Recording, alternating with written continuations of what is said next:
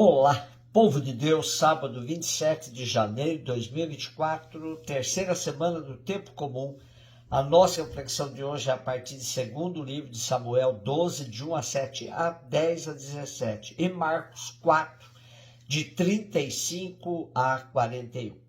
Naqueles dias o Senhor mandou o profeta Natã a Davi. Ele foi ter com o rei e lhe disse-lhe: numa cidade havia dois homens, um rico e outro pobre. O rico possuía ovelhas e bois em grande número. O pobre só possuía uma ovelha pequenina que tinha comprado e criado. Ela crescera em sua casa junto com seus filhos, comendo seu pão, bebendo do mesmo copo, dormindo no seu regaço. Era para ele como uma filha.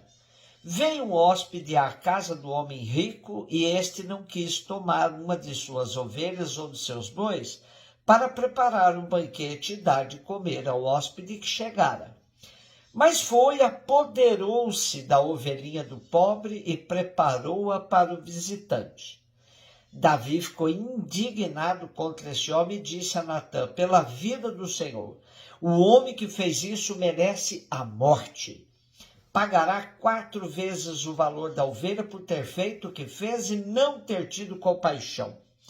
E Natã disse a Davi: esse homem és tu.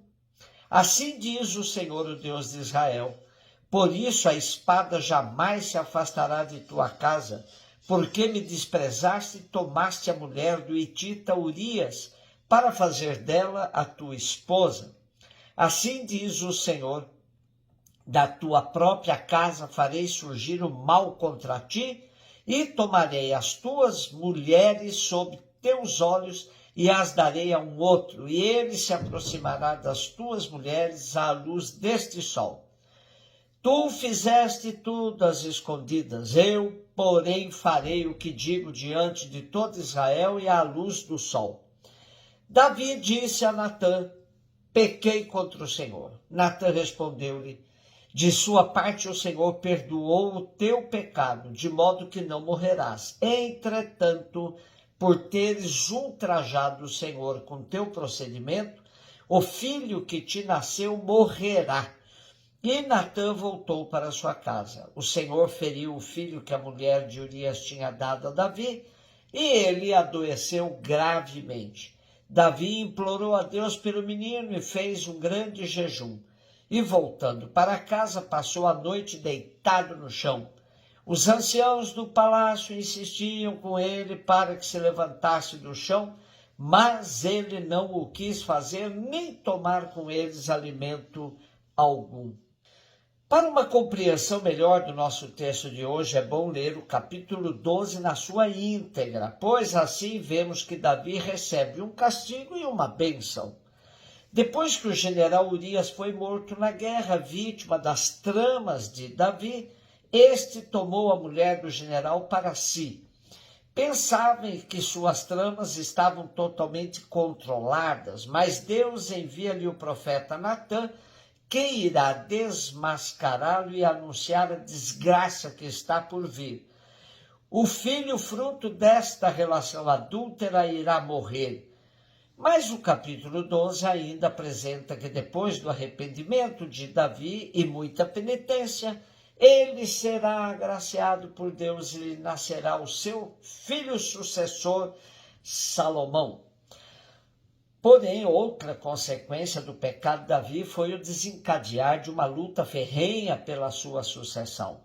As histórias contadas pelo povo sempre idealizavam o rei Davi. Apesar de ser adúltero e assassino, o povo continuava a idolatrá-lo. A política oficial de Israel fez de Davi um mito, e depois disso ele estava como que blindado, liberado para qualquer coisa. Marcos 4, 35 a 41. Naquele dia, ao cair da tarde, Jesus disse a seus discípulos: vamos para outra margem. Eles despediram a multidão e levaram Jesus consigo, assim como estava na barca. Havia ainda outras barcas com ele. Começou a soprar uma ventania muito forte, as ondas se lançavam dentro da barca, de modo que a barca já começava a se encher. Jesus estava na parte de trás, dormindo sobre um travesseiro. Os discípulos o acordaram e disseram: Mestre, estamos perecendo e tu não te importas? Ele se levantou e ordenou ao vento e ao mar: Silêncio, cala-te. O vento cessou e houve uma grande calmaria. Então Jesus perguntou aos discípulos: Por que sois tão medrosos? Ainda não tendes fé? Eles sentiram grande medo e diziam uns aos outros: Quem é este a quem até o vento e o mar obedecem? A ordem de Jesus, vamos para outra margem, é extremamente simbólica, pois soa como um convite a uma superação, a uma mudança de rumo. Jesus podia muito bem ficar junto da multidão que ele havia curado e gozar de seu prestígio junto dela. Porém, Jesus sempre está a desafiar seus discípulos. De maneira pedagógica, os faz enfrentar novos desafios. Sair de uma margem segura para outra incerta será sempre o convite de Jesus a todos nós, para que não nos apeguemos a falsas seguranças. A travessia não é para qualquer um, exige coragem, determinação para enfrentar as intempéries dos ventos contrários. Frente à situação adversa, a sensação de abandono toma conta dos discípulos. Reclamam de Jesus, que parece não se importar com o momento de incertezas e desconfianças pelo qual estão passando. Tu não te importas? Há um imenso contraste entre a serenidade de Jesus, que dorme, e a ansiedade dos discípulos, que lutam bravamente contra as ondas e o vento. Parecem inverter-se os papéis. Jesus confia nos marinheiros e estes, angustiados, não revelam confiança em Jesus. Não te importa que pereçamos? Quando Jesus finalmente intervém, calam-se o vento e o mar e calam-se os aterrorizados marinheiros. Nem respondem às perguntas de Jesus. Por que sois tão medrosos? Ainda não tendes fé? O medo dos discípulos indica falta de fé. A intervenção de Jesus transforma-lhes o medo em temor de Deus.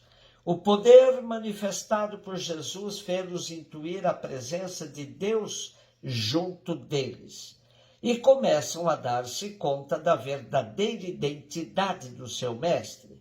Vivemos hoje cercados por desafios de todas as ordens. Anunciar a boa nova do reino numa sociedade impregnada por discursos de ódio, de concorrência, de divisões, até dentro das famílias, não é nada fácil.